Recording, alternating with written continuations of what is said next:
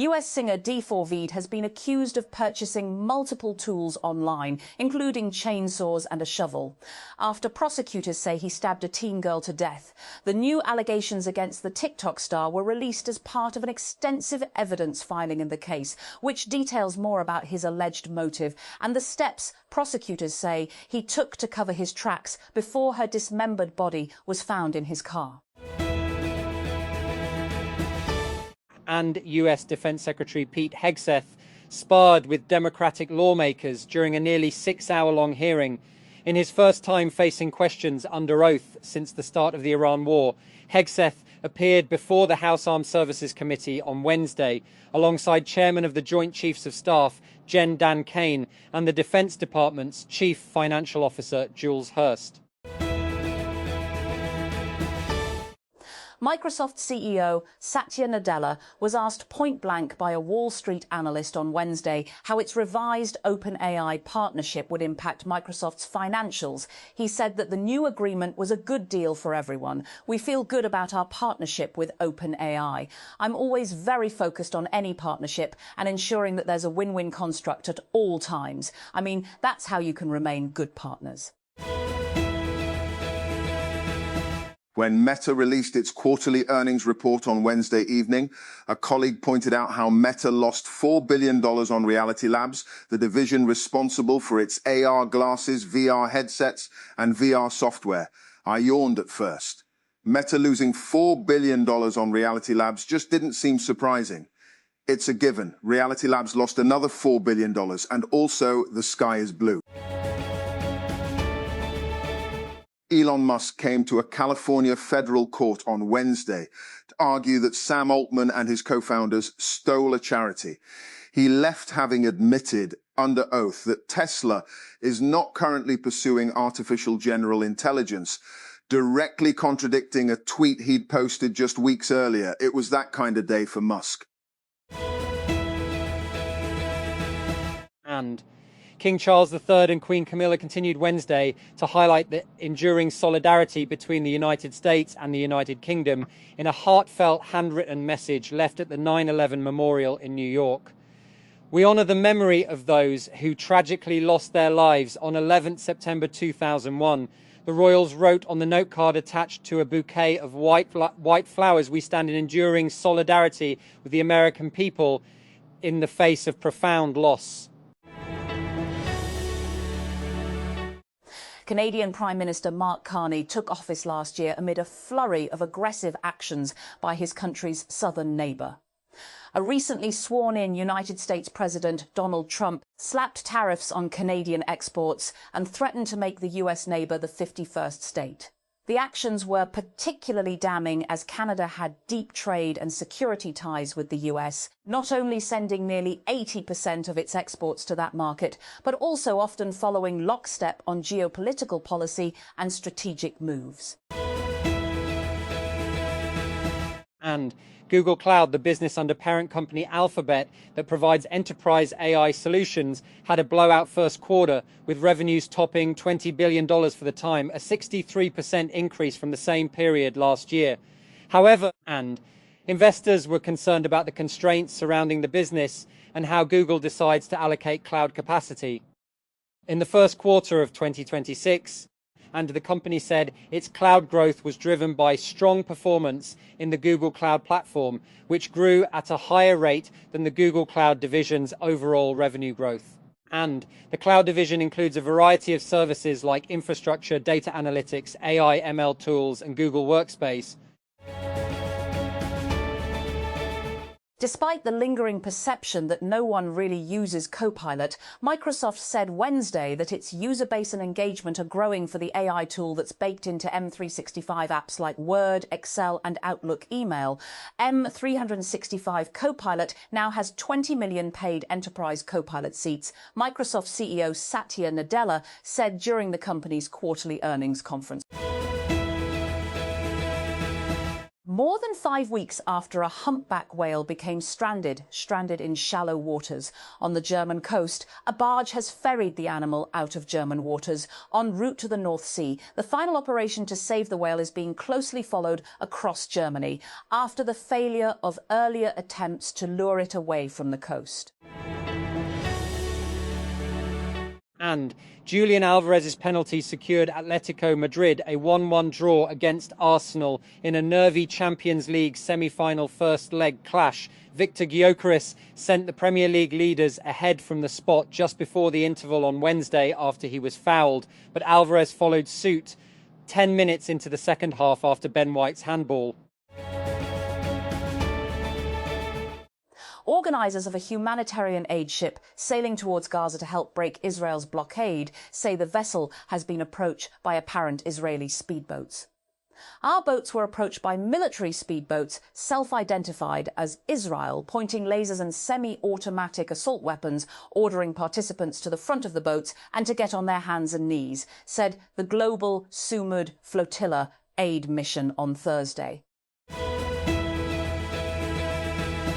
And Mali's Tuareg rebels, involved in a continuing uprising, including the assassination of the country's defense minister, have said they want to drive the military government's Russian backers out of the country.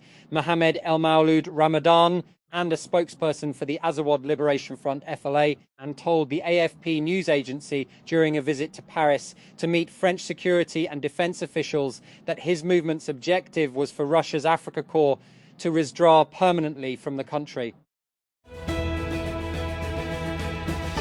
And tech billionaire Elon Musk has taken the stand for a second day in a landmark United States trial against Sam Altman, a fellow OpenAI co-founder whom he accuses of betraying promises to keep the company a non-profit dedicated to humanity's benefit. The trial centers on OpenAI's 2015 founding as a non-profit that later evolved into a for-profit venture.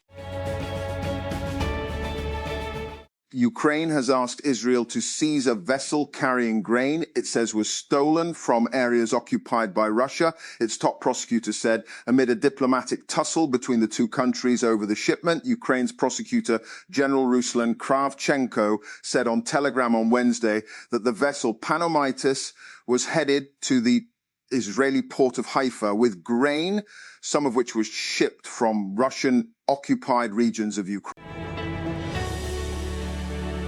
And the United Arab Emirates is quitting OPEC, and the oil-producing bloc is losing one of its most important members. This comes during the worst global energy crisis of modern times, caused by the US-Israel war on Iran, which has hit the UAE hard.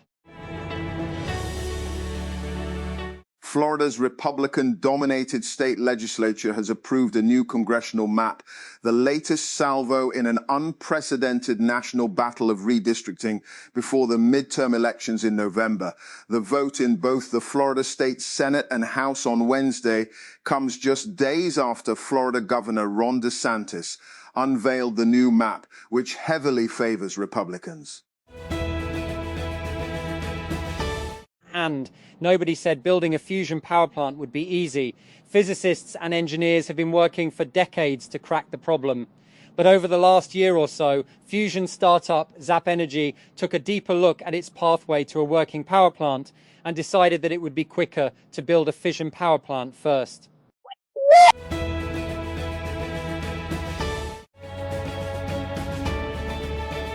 And Hungary's Prime Minister-elect Péter Magyar has met EU leaders in Brussels for the first time since his Tisza party won a landslide election on the 12th April, sweeping away 16 years of rule by Viktor Orbán, after talks with European Commission President Ursula von der Leyen, which he called extremely constructive and successful. Magyar said that in one sentence, EU resources will soon arrive in Hungary. And President Donald Trump says the United States will continue its naval blockade of Iran until a nuclear deal is reached with Tehran. The US president told Axios on Wednesday that he does not want to end his blockade on Iranian ports, apparently rejecting the reopening of the Strait of Hormuz so that US-Iran talks could proceed. And United States Secretary of Defense Pete Hegseth has faced his first public questioning from Congress on the US-Israel war with Iran. Over hours of tense testimonies alongside Chairman of the Joint Chiefs of Staff Dan Kane, Hegseth battered away questions about the long-term goals and timeline of war, which began with the US-Israel launching attacks on Iran on February 28. The United States Federal Reserve has held interest rates steady at 3.5 to 3.75% as inflation and pressure on the labour market during the US-Israel war on Iran weigh on the global economy. The central bank announced its decision, which was largely in line with economists' expectations, on Wednesday, wrapping up the last two-day policy meeting led by Chairman Jerome Powell. And a magistrate has ordered that the youngest son of the late Zimbabwean President Robert Mugabe is to be deported immediately from South Africa after pleading guilty to two offences earlier this month. A court in Johannesburg on Wednesday ordered Bellarmine Mugabe to pay a fine of $36,000 or face a 2-year prison sentence for brandishing a toy gun in a manner that created the impression it was real, as well as for being in the country illegally. The British government risks stretching counter-terrorism laws beyond their original purpose by using such powers against activist groups, a United Kingdom terrorism watchdog has said.